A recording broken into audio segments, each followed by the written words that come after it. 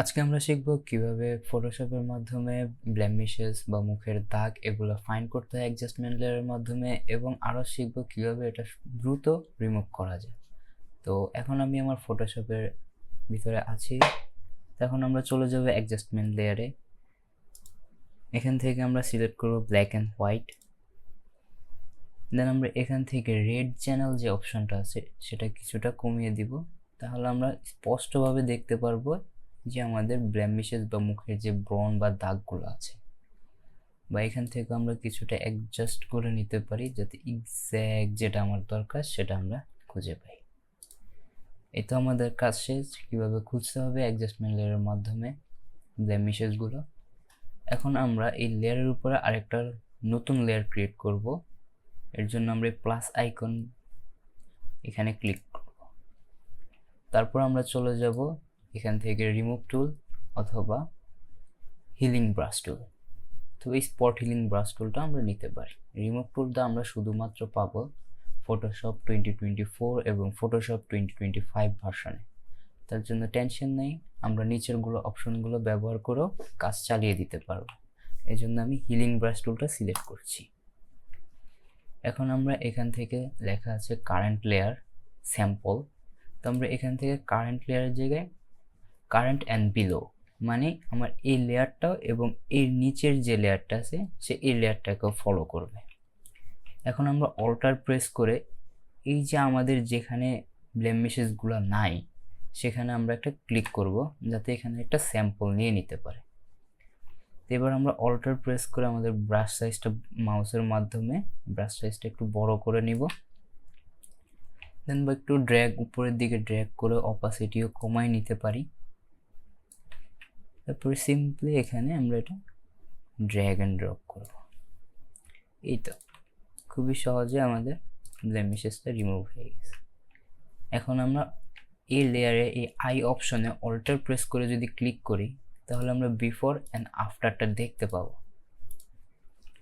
তো আমরা দ্রুত করে সবগুলো রিমুভ করে ফেলি।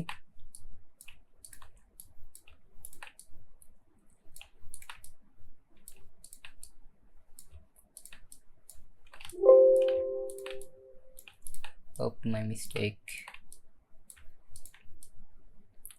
এখানে আমরা আরেকটা সিক্রেট জিনিস ব্যবহার করতে পারি, সেটা হলো ব্লেন্ডিং মোড।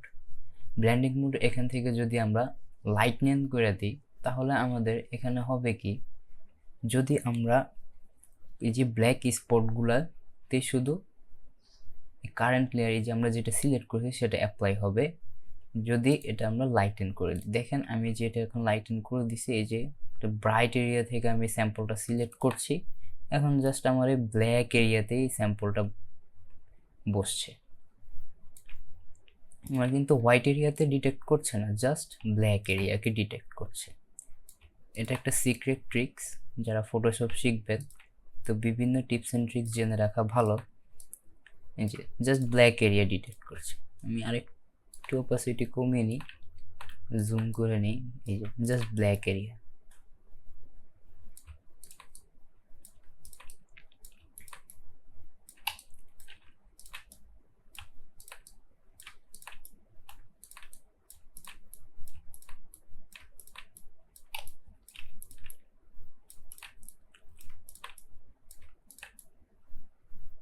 যে জাস্ট ব্ল্যাক এরিয়াটা সিলেক্ট করছে, আমার স্যাম্পল থেকে সে শুধু ব্ল্যাক এরিয়াটাই সিলেক্ট করবে, এর বাইরে সে কোনো জায়গা ব্রাইট এরিয়াটা, এই যে দেখেন এখানে যে ইন্সটা আছে এটা ব্রাইট, দ্যাটস ওয়াই এটা সিলেক্ট করতেছে না। তো এটার জন্য আরেকটা ট্রিক্স আছে, এটাও দেখাচ্ছি আমি একটু।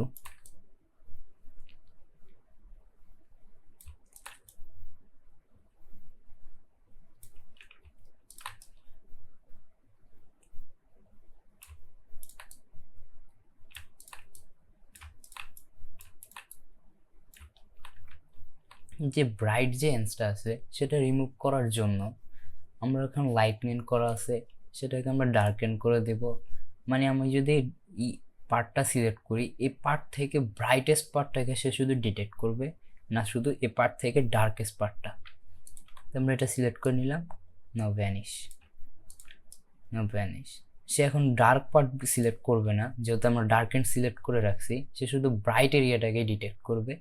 এই ডার্ক এরিয়াটাকে ডিটেক্ট করবে না, এই জায়গাটা করবে না। আমার যেহেতু এই জায়গায় এখন স্যাম্পল নেওয়া, এখন যদি আমি এখানে সারাদিনও বসি লাভ নেই, ঠিক আছে। না, আমরা আবার নর্মালে ফিরে যাই।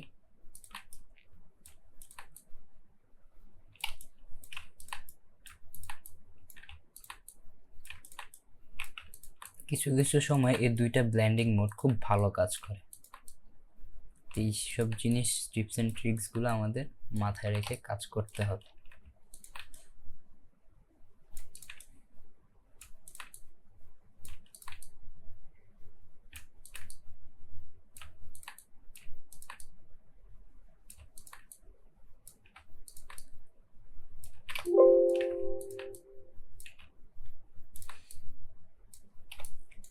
আরও একটা জিনিস, আমরা কখনো একটা জায়গা থেকে স্যাম্পল নিয়ে থেমে থাকবো না, কারণ এই জায়গার টেক্সচার এবং এই জায়গার টেক্সচার টোটালি আলাদা।